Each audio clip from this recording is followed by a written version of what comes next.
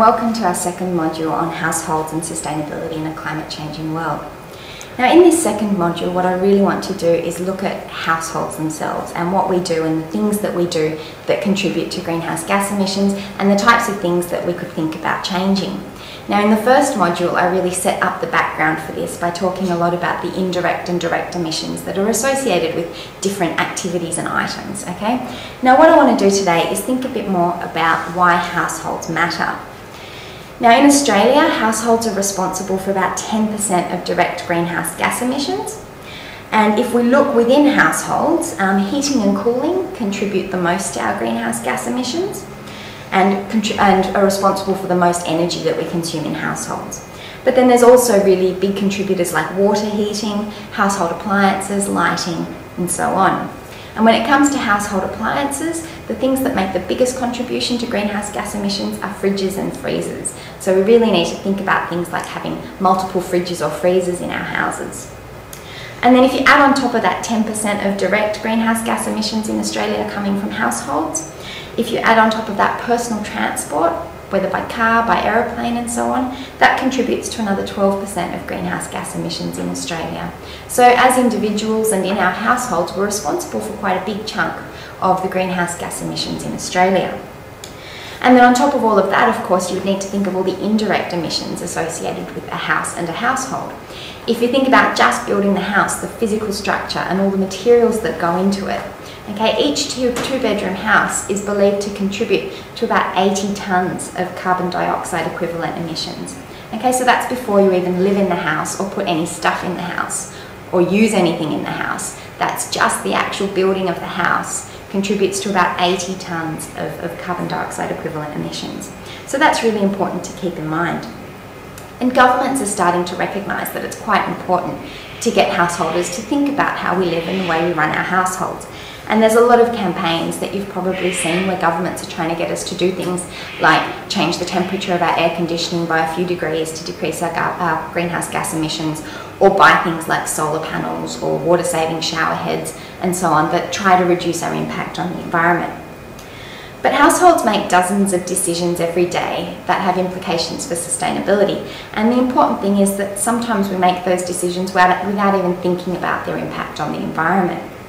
Often the things we do are quite unconscious, or they're things that we do because, you know, we've got particular habits or norms, or certain things make us feel comfortable or happy. And these are the things that aren't always taken into account when policies are being made or when governments are trying to encourage people to change their behaviour. There are lots of opportunities for households and the people living in them to reduce their climate change impact. But there's what we call an environmental value action gap. And what that talks about is that even people who express quite a lot of concern and interest in environmental issues and might be concerned about climate change, for example, that doesn't necessarily carry through to them changing behaviours in a way that makes less of an impact on the environment and produces less carbon emissions. Now the reason for that, and what people at my university and the group that I work with are really trying to look at, is how the things that people do, the way we live our lives, the decisions we make every day, are driven by a whole range of things, by cultural values, by social norms, by ideas about comfortable and appropriate ways of living, and by financial limitations, and also by practical issues to do with time and so on. And these are the things that are quite difficult sometimes to take into account when we're making these, when we're asking people to change their behaviours, because unless it fits with the way people want to live their lives, it's quite difficult to change your behaviour to be more environmentally conscious. So it's really important to think about the whole suite of values and norms that drive how people live their lives, quite separate to their concern for the environment, okay? Now what I wanted to do was just to have a quick think about some of the really obvious ways that we get told we can contribute to reducing our climate change impact, our carbon emissions and so on. Often we're asked to do things like recycle, install energy-saving light bulbs, to drive less, walk more, use public transport, install solar panels, buy energy-efficient appliances or fuel-efficient cars like the hybrid cars out there, take shorter showers, things like that. Install water-saving shower heads so that you're heating less water to use in your shower. But the really important thing to keep in mind, and something that's often overlooked in a lot of policy debates around this, is that technological fixes aren't the only way that we can contribute to reducing our carbon footprint. And often these technological solutions depend on buying more stuff. And what I really tried to emphasise in the first module is that whenever we buy more stuff, there's a lot of baggage that comes with that. The whole indirect and embodied carbon emissions that are already contained within the new thing that we're buying. Okay, so for example, if someone's got quite an old car that isn't the most fuel efficient car out there, they might think they're doing a really good thing by getting rid of that car and going out and buying a brand new hybrid that uses less petrol.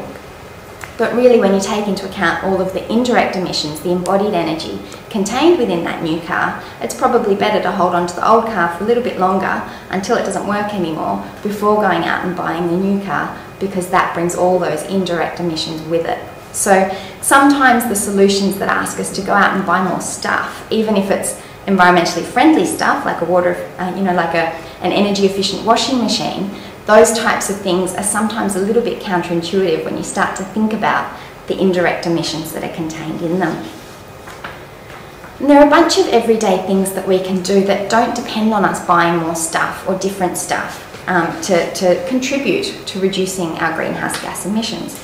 And these are things that are often overlooked because they fall very much into the realm of the habitual ways that people live their lives within their homes, but they're often ignored by policy type debates on these things. So really simple things like sharing clothes and reusing household objects, all of those are contributing to buying less stuff. You know, watching TV together on one TV in the house instead of watching TV separately in 5 different rooms on 5 different TVs, those types of things are habits that really could contribute to reduced carbon footprints. Cooking and eating together as a family instead of cooking separately for each person when they come home. Washing clothes together so there's a full load of washing rather than multiple loads of washing that aren't quite full. Living in smaller houses or fitting more people into our houses, and I'll explain more about this in a minute, why that's something that can actually really contribute to reduced carbon emissions. And simple things like growing food in the garden, all of these types of things, because then you're not transporting food from the farm to the table. What you're actually doing is cutting out that whole lot of carbon emissions in between. So the idea of green consumption, the idea of buying technological fixes that help us to reduce our carbon footprint, these are important progresses, and it is important to do things like make cars that are more fuel efficient. But at the same time, it's really important to also be aware of the other ways in which any sort of consumption, anything that involves buying more stuff, is actually quite problematic when you think about it in terms of its indirect carbon footprint. And this helps to kind of lead into my next point, which was wanting to have a quick look at household income and sustainability. Now, often the older research looking at environmental concern and income levels in households often said that people who had higher incomes and higher income households were more concerned about the environment. So it was kind of assumed that people on higher incomes are somehow more environmentally aware and perhaps more environmentally friendly in terms of their actions. But what's quite interesting is that some recent research coming out of this uni, out of the University of Wollongong, out of the School of Earth and Environmental Sciences, has found from a large survey in Wollongong that it's actually low-income households who seem to be doing a lot of things that are far better in terms of reducing carbon footprint. And there's a very clear reason for this. This is because higher income households have a lot of spare cash. They have a quite high disposable income, which means they keep buying more stuff. And they're not thinking about all the new stuff that they buy. And they're not worried about things necessarily like filling their fuel tank and driving and using the car extensively, because they don't have that financial pressure. So although they might be concerned about the environment, having the money to buy more stuff can be quite problematic. Whereas when it comes for lower income households, if you ask them questions about concern for the environment, some people might not be so concerned about the environment, but purely because they have financial limitations and they need to think about spending their money, they're actually quite a lot more frugal and they buy less stuff, which means in terms of both their direct and indirect emissions, there's actually quite a reduced impact. So these are really interesting things to think about, I think. And I also wanted to quickly talk about household size, because I mentioned that before. Now, there's really good evidence that the more people that are living in each house or each dwelling, so a unit or a house, the lower the greenhouse gas emissions per capita or per person. And this is really interesting because it basically happens for two reasons. Firstly, you're not building a whole new house for people to live in, and like I mentioned before, it's about 80 tonnes for each 2-bedroom house that you build of carbon dioxide equivalent emissions. So you can save a lot straight away there in indirect emissions. Also indirect emissions from all the stuff that you put in a house. So if you're all living together sharing one fridge instead of having 2 fridges in 2 separate households, for example, you're saving a lot on those emissions as well. And then also obviously when it comes to using things within the house. So if more people are living in one house, then when you heat that house or cool that house, the same amount of electricity being used is spread across more people living in that house, so per capita emissions go down. And there's some work that I've been working on that looks at how living in extended families, so for example when grandma or grandpa move in with you and your parents, or when adult children live with their parents and so on, that these types of things can actually contribute to quite a reduced carbon footprint, and there's quite a lot of potential there that people haven't really been thinking about in policy debates. And there's a really interesting study that comes out of the US that has actually looked at how divorce is environmentally unsustainable. And this has all got to do with household size. So what it found was that divorced households use about 61% more resources than married couples living together or cohabiting couples.